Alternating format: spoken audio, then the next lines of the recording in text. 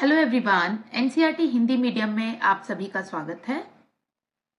हम अर्थशास्त्र की पुस्तक भारतीय अर्थव्यवस्था का विकास का अध्याय 1 स्वतंत्रता की पूर्व संध्या पर भारतीय अर्थव्यवस्था का अध्ययन कर रहे थे।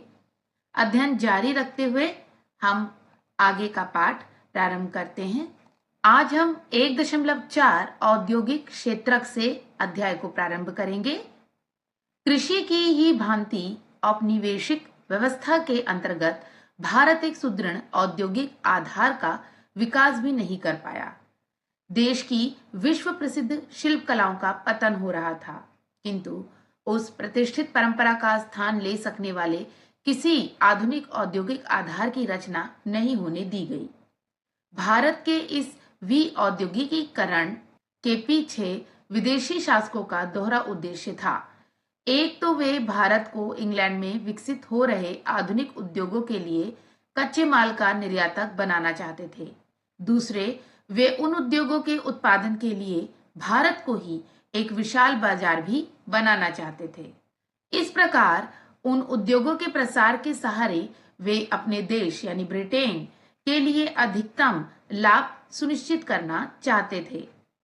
ऐसे आर्थिक परिदृश्य में भारतीय शिल्प कलाओं के पतन से जहां एक और भारी स्तर पर बेरोजगारी फैल रही थी, वहीं स्थानीय उत्पाद से वंचित भारतीय बाजारों में मांग का भी प्रसार हो रहा था। इस मांग को इंग्लैंड से सस्ते निर्मित उत्पादों के लाभपूर्ण आयात द्वारा पूरा किया गया।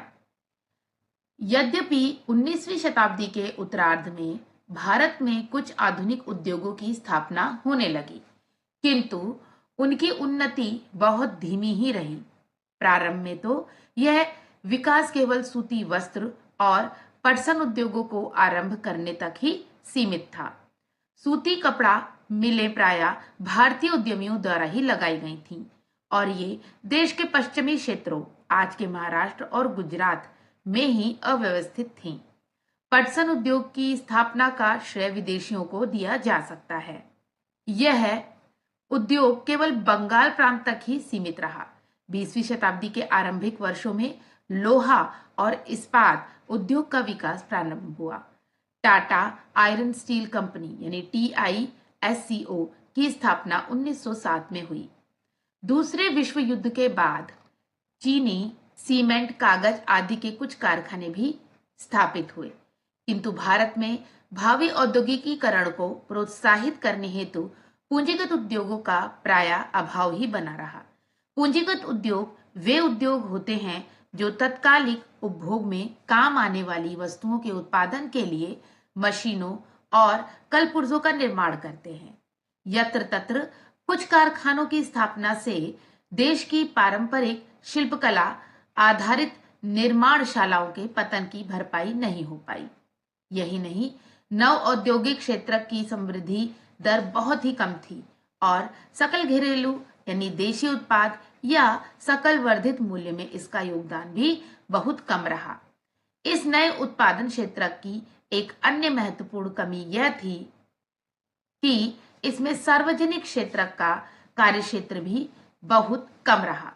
वास्तव में ये क्षेत्र प्रायः रेलों, विद्युत उत्पाद, संचार, बंदरगाहों और कुछ विभागीय उपक्रमों तक ही सीमित थे। 1.5 विदेशी व्यापार। प्राचीन समय से ही भारत एक महत्वपूर्ण व्यापारिक देश रहा है, किंतु औपनिवेशिक सरकार द्वारा अपनाई गई वस्तु उत्पादन, व्यापार और सीमा शुल्क की प्रतिबंधकारी नीतियों का भारत के विदेशी व्यापार की संरचना, स्वरूप और आकार पर बहुत प्रतिकूल प्रभाव पड़ा। परिणाम स्वरूप भारत कच्चे उत्पाद जैसे रेशम, कपास, ऊन, चीनी, नील और पटसन आदि का निर्यातक होकर रह गया। साथ ही यह सूती, रेशमी, ऊनी वस्त्रों जैसी अंतिम उपभोक्ता वस्तुओं और इंग्लैंड के कारखानों में बनी हल्की मशीनों आदि का आयातक भी हो गया। व्यवहारिक रूप से इंग्लैंड ने भारत के आयात निर्यात व्यापार पर अपना एकाधिकार जमाए रखा। भारत का आधे से अधिक व्यापार तो केवल इंग्लैंड तक सीमित रहा। शेष कुछ व्यापार चीन, श्रीलंका और ईरान से भी होने दिया गया था। स्वेज नहर का व्यापार मार्ग खुलने से तो भारत के व्यापार पर अंग्रेजी नियंत्रण और भी सख्त हो गया। देखें बॉक्स 1.3। ये देखिए बॉक्स 1.3। स्वेज नहर के माध्यम से व्यापार। स्वेज नहर उत्तर पूर्वी मिस्र में स्वेज स्थल संधि के आर पार उत्तर से दक्षिण की ओर प्रवाहित होने वाला कृत्रिम जल मार्ग है। बच्चों, कृत्रिम जल मार्ग वह होता है जो कि हम मनुष्यों ने खुद बनाए हैं, ये प्राकृतिक नहीं होते हैं। ये देखिए, ये स्वेज नहर, ये देख रहे हैं आप, ये लाल सागर है और ये स्वेज नहर है और ये अरब सागर की तरफ जा रही है और यहां से ये देखिए ये भारत है। अब यहां पे देखिए, अगर यूनाइटेड किंगडम से किसी को भी आना है तो देखिए किस तरह से रास्ता है, ये यहां से होते हुए इस प्रकार से भारत आया जा सकता है बड़ी ही आसानी से। आगे देखते हैं, यह भूमध्य सागर की मिस्र पत्तन पोर्ट सईद को लाल सागर की एक प्रशाखा स्वेज की खाड़ी से जोड़ता है। इस नहर से अमेरिका और यूरोप से आने वाले जलयानों को दक्षिण एशिया, पूर्वी अफ्रीका तथा प्रशांत महासागर तटवर्ती देशों के लिए एक छोटा और सीधा जलमार्ग सुलभ हो गया है। अब उन्हें अफ्रीका के दक्षिणी छोर की परिक्रमा नहीं करनी पड़ती। स्वेज नहर आज आर्थिक और सामरिक दृष्टि से विश्व का सबसे महत्वपूर्ण जलमार्ग है। वर्ष 1869 में इसके खुल जाने से परिवहन लागतें बहुत कम हो गई और भारतीय बाजार तक पहुंचना सुगम हो गया। ये देखिए स्वेज नहर है ये, और भारत और इंग्लैंड के बीच राजमार्ग के रूप में प्रयुक्त स्वेज नहर। आगे बढ़ते हैं, विदेशी शासन के अंतर्गत भारतीय आयात निर्यात की सबसे बड़ी विशेषता निर्यात अधिशेष का बड़ा आकार रहा, किंतु इस अधिशेष को भारतीय अर्थव्यवस्था को बहुत भारी लागत चुकानी पड़ी। देश के आंतरिक बाजारों में अनाज, कपड़ा और मिट्टी का तेल जैसी अनेक आवश्यक वस्तुएं मुश्किल से उपलब्ध हो पाती थीं। यही नहीं, इस निर्यात अधिशेष का देश में सोने और चांदी के प्रवाह पर भी कोई प्रभाव नहीं पड़ा। वास्तव में इसका प्रयोग तो अंग्रेजों की भारत पर शासन करने के लिए गढ़ी गई व्यवस्था का खर्च उठाने में ही हो जाता था। अंग्रेजी सरकार के युद्धों पर व्यय तथा अदृश्य मदों के आयात पर व्यय के द्वारा भारत की संपदा का दोहन हुआ। 1.6 जनांकिकीय परिस्थिति। ब्रिटिश भारत की जनसंख्या के विस्तृत ब्यौरे सबसे पहले 1881 की जनगणना के तहत एकत्रित किए गए। यद्यपि इसकी कुछ सीमाएं थीं, फिर भी इसमें भारत की जनसंख्या समृद्धि की विषमता बहुत स्पष्ट थी। बाद में प्रत्येक 10 वर्ष बाद जनगणना होती रही। वर्ष 1921 के पूर्व का भारत जनांकिकीय संक्रमण के प्रथम सोपान पे था। द्वितीय सोपान का आरंभ 1921 के बाद माना जाता है, किंतु उस समय तक ना तो भारत की जनसंख्या बहुत विशाल थी और ना ही उसकी समृद्धि दर बहुत अधिक थी। सामाजिक विकास के विभिन्न सूचक भी बहुत उत्साहवर्धक नहीं थे। कुल मिलाकर साक्षरता दर तो 16% से भी कम ही थी। इसमें महिला साक्षरता दर नगण्य केवल 7% आंकी गई थी। जन स्वास्थ्य सेवाएं तो अधिकांश को सुलभ ही नहीं थी। जहां ये सुविधाएं उपलब्ध थी भी वहां नितांत थी अपर्याप्त। परिणाम स्वरूप जल और वायु के सहारे फैलने वाले संक्रमण रोगों का प्रकोप था। उनमें व्यापक जनहानि होने एक आम बात थी। कोई आश्चर्य नहीं कि उस समय सकल मृत्यु दर बहुत ऊंची थी। विशेष रूप से शिशु मृत्यु दर अधिक चौंकाने वाली थी। आज भले ही हमारे देश में शिशु मृत्यु दर 28 प्रति हजार हो गई है, पर उस समय तो ये दर 218 प्रति हजार थी। जीवन प्रत्याशा स्तर भी आज के 69 वर्ष की तुलना में केवल 32 वर्ष ही था। विश्वस्त आंकड़ों के अभाव में यह कह पाना कठिन है कि उस समय गरीबी का प्रसार कितना था। इसमें कोई संदेह नहीं है कि औपनिवेशिक शासन के दौरान भारत में अत्यधिक गरीबी व्याप्त थी। परिणाम स्वरूप भारत की जनसंख्या की दशा और भी बदतर हो गई। ये चित्र देख रहे हैं आप, चित्र 1.3। भारत की जनसंख्या का एक बड़ा भाग मूल आवश्यकता जैसे कि घर से वंचित था। इनके पास घर नहीं है और ये झोपड़ियां बना बना के रह रहे हैं।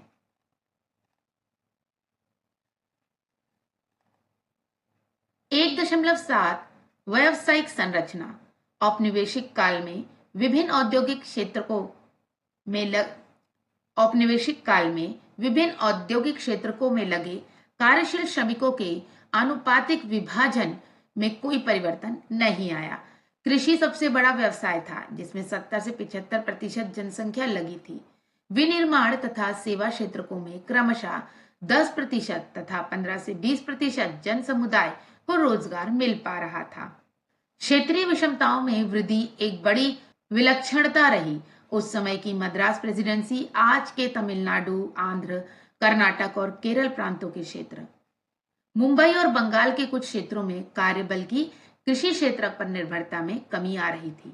विनिर्माण तथा सेवा क्षेत्रों का महत्व तदनुरूप बढ़ रहा था, किंतु उसी अवधि में पंजाब, राजस्थान और उड़ीसा के क्षेत्रों में कृषि में लगे श्रमिकों के अनुपात में वृद्धि आंकी गई। 1.8 आधारिक संरचना। औपनिवेशिक शासन के अंतर्गत देश में रेलों, पतनों, जल परिवहन व डाक तार आदि का विकास हुआ। इसका ध्येय जन सामान्य को अधिक सुविधाएं प्रदान करना नहीं था। ये कार्य तो औपनिवेशिक हित साधन के ध्येय से किए गए थे। अंग्रेजी शासन से पहले बनी सड़कें आधुनिक यातायात साधनों के लिए उपयुक्त नहीं थी।